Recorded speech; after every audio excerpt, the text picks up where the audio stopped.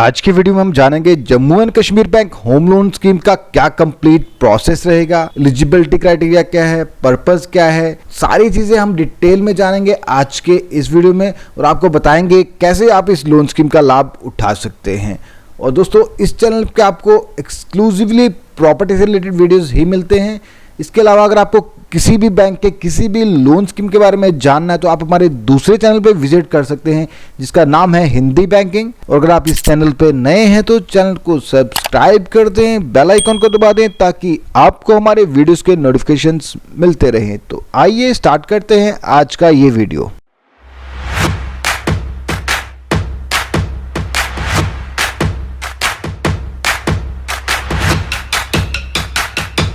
आइए दोस्तों जानते हैं Jammu and Kashmir bank home loan scheme के बारे में।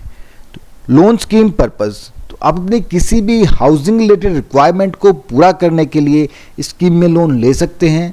चाहे आप नया हाउस कंस्ट्रक्ट करना चाहते हैं, खरीदना चाहते हैं, फ्लैट खरीदना चाहते हैं, एग्जिस्टिंग हाउस किसी का पुराना घर खरीदना चाहते हैं, अपने घर में रिपेयर रेनोवेशन करवाना चाहते हैं, एडिशन करना चाहते हैं या कोई प्लॉट परचेज करना चाहते हैं। बट प्लॉट परचेजिंग में आपको एक कंडीशन होगी कि आपको with in 2 years with bank finance या विदाउट बैंक फाइनेंस उसी प्लॉट के ऊपर कंस्ट्रक्शन करनी पड़ेगी।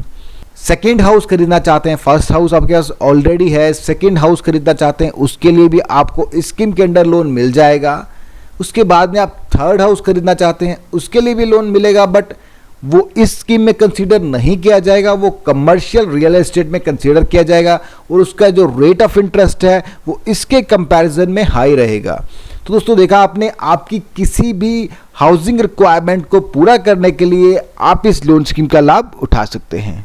एलिजिबिलिटी क्राइटेरिया की बात करें तो कोई भी इंडियन सिटीजन जिसकी एज मिनिमम 18 ईयर्स है और maximum age at the time of loan repayment 70 year से ज़्यादा नहीं होनी चाहिए, तो वो लोग इस लोन स्कीम का लाभ उठा सकते हैं, प्रोवाइडेड कि उनके पास रेगुलर सोर्स ऑफ इनकम होना चाहिए, चाहे वो सैलरीड हों, permanent employees of state government, central government, semi government undertaking या ऑटोनोमस बॉडी। तो किसी भी तरह के आप सैलरीड एम्प्लॉय हैं, गवर्नमेंट जॉब में परमानेंट एम्प्लॉय होने चाहिए, कंफर्म्ड एम्प्लॉय होने चाहिए।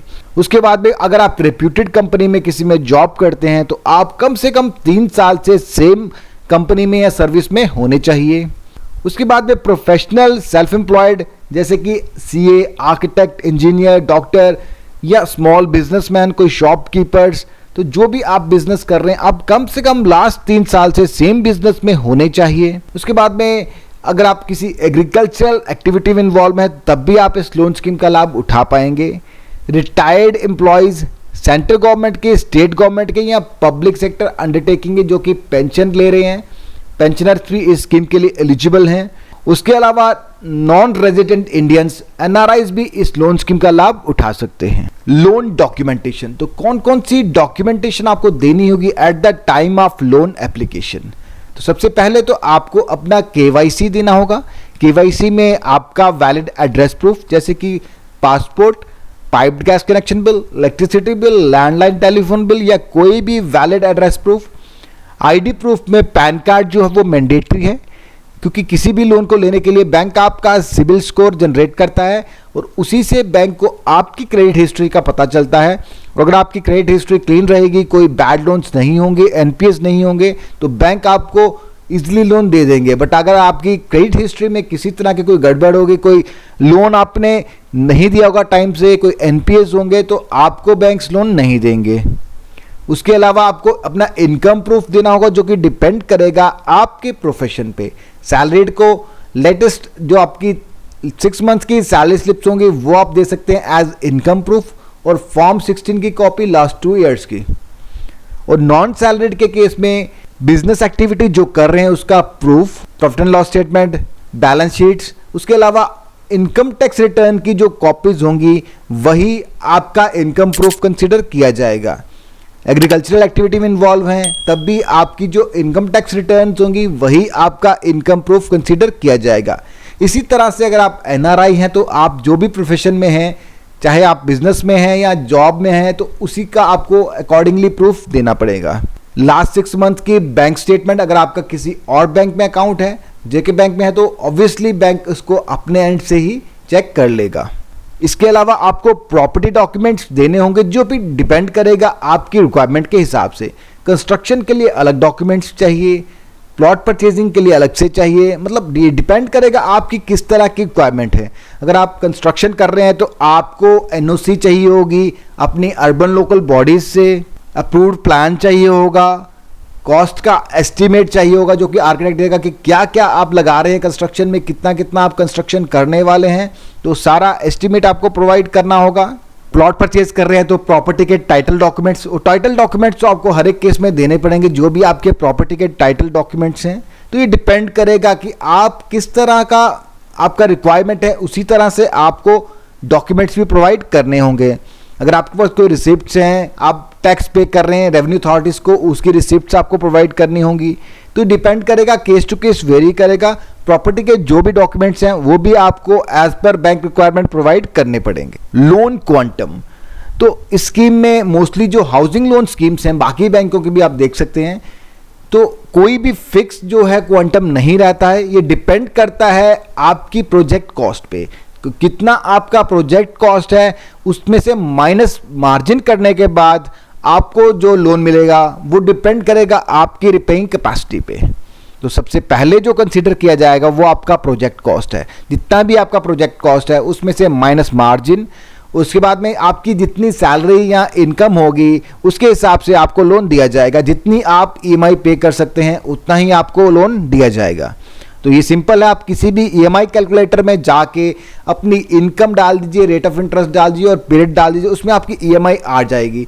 तो मोस्टली जो ईएमआई बनती है वो आपकी सैलरी के 50% से ज़्यादा नहीं होनी चाहिए। और खाली इसी ईएमआई को नहीं देखा जाएगा, अगर आपकी ऑलरेडी कोई और भी ईएमआई चल रही हैं तो उनको भी ऐड कर लीजिए। तो मिनिमम 50% आपकी जो टेक होम पे होनी चाहिए, 50% सैलरी आपके घर पे जानी चाहिए। और स्टेट या सेंट्रल गवर्नमेंट के पेंशन के केस में क्वांटम फिक्स कर दिया गया 36 इंटू नेट मंथली पेंशन। तो जितनी भी आपकी नेट मंथली पेंशन है उसको 36 से मल्टीप्लाई कर लीजिए, तो उतना ही आपको मैक्सिमम लोन मिलेगा, उससे ज़्यादा आपको लोन नहीं मिलेगा। और वो भी कंडीशन रखी गई है कि पेंशनर को जो है लोन पूरा रिपे करना होगा within 70 years of age. तो जब तक आपकी 70 ईयर्स एज होगी तब आपको पूरा ये लोन रिपे करना होगा। और आपकी जो भी डिडक्शंस हैं इस लोन की या दूसरे लोन की, वो 50% से ज़्यादा नहीं होनी चाहिए। और रिपेयर या रेनोवेशन के केस में भी क्वांटम फिक्स कर दिया गया है। मैक्सिमम जो है वो 25 लाख है। तो 25 लाख से मैक्सिमम आपको इस लोन स्कीम में फॉर रिपेयर रेनोवेशन नहीं मिलेगा। और परचेज ऑफ लैंड पे बात करें तो इस पे हम एक्सक्लूसिवली एक अलग से वीडियो बना चुके हैं, इसका लिंक आप नीचे डिस्क्रिप्शन बॉक्स में ऊपर आई बटन में भी मिल जाएगा।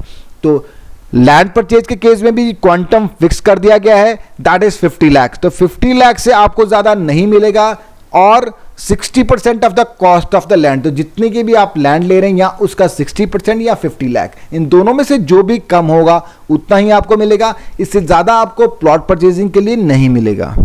लोन मार्जिन, मार्जिन जो है वो डिपेंडेंट है अमाउंट पे। Up to 30 lakh 10%, 30 lakh to 75 lakh 20% और अबव 75 लाख 25%। तो ये डिपेंड कर रहा है अमाउंट पे। जैसे जैसे अमाउंट बढ़ रहा है मार्जिन भी बढ़ रहा है। और प्लॉट परचेजिंग के केस में जो मार्जिन है दैट इज 40%। 40% आपका अपना कंट्रीब्यूशन रहेगा और 60% पार्ट ही आपको बैंक से एज लोन मिलेगा। तो बाकी के केस में डिपेंड कर रहा है, जैसे जैसे अमाउंट बढ़ रहा है वैसे वैसे मार्जिन बढ़ रहा है। तो 30 लाख तक आपको ओनली 10% देना पड़ेगा। फॉर एग्जांपल आप 30 लाख का ही लोन ले रहे हैं तो 10% के हिसाब से 3 लाख आपका अपना मार्जिन रहेगा, बाकी 27 लाख आपको एज लोन मिल जाएगा। और रिपेयर या रेनोवेशन कर रहे हैं तो अप टू 5 लाख किसी तरह का कोई मार्जिन नहीं है। 5 लाख टू 10 लाख 10% और अबव 10 लाख 15%। तो डिपेंड करेगा, कंस्ट्रक्शन के लिए अलग मार्जिन है और रिपेयर रेनोवेशन के लिए अलग मार्जिन है। JK bank home loan rate of interest, तो होम लोन का जो रेट ऑफ इंटरेस्ट है वो भी अमाउंट पे डिपेंडेंट है। अगर आप जो लोन है वो प्रायोरिटी सेक्टर के अंडर ले रहे हैं तो आपको 7.20% चार्ज किया जाएगा। तो प्रायोरिटी सेक्टर की बात करें तो अगर आपका हाउस जो है वो नॉन मेट्रो में आप कंस्ट्रक्ट कर रहे हैं तो मैक्सिमम जो उसकी प्रोजेक्ट कॉस्ट है वो 30 लाख होनी चाहिए और जो आपको अमाउंट दिया जा रहा है वो मैक्सिमम 25 लाख होना चाहिए। तो उस केस में आपको रेट ऑफ इंटरेस्ट जो है वो प्रायोरिटी सेक्टर वाला चार्ज होगा। और मेट्रो में है जो आपको जो लोन अमाउंट मैक्सिमम 35 लाख का और प्रोजेक्ट कास्ट जो है, जो आप टोटल हाउस की जो कास्ट है वो 45 लाख से ज़्यादा नहीं होनी चाहिए, तो उसको भी प्रायोरिटी सेक्टर में कंसीडर किया जाएगा। तो मेट्रो में 35 लाख, नॉन मेट्रो में 25 लाख अगर आप लोन ले रहे हैं तो वो प्रायोरिटी सेक्टर में कंसीडर किया जाएगा और उसमें आपको जो है वो minimum rate of interest that is 7.20% he charge किया जाएगा। उसके बाद में अगर आपकी लोन रिक्वायरमेंट है जो अप टू 1 करोड़ है तो आपको जो रेट ऑफ इंटरेस्ट चार्ज किया जाएगा that is 7.20 plus 10 BPS that is 7.30%।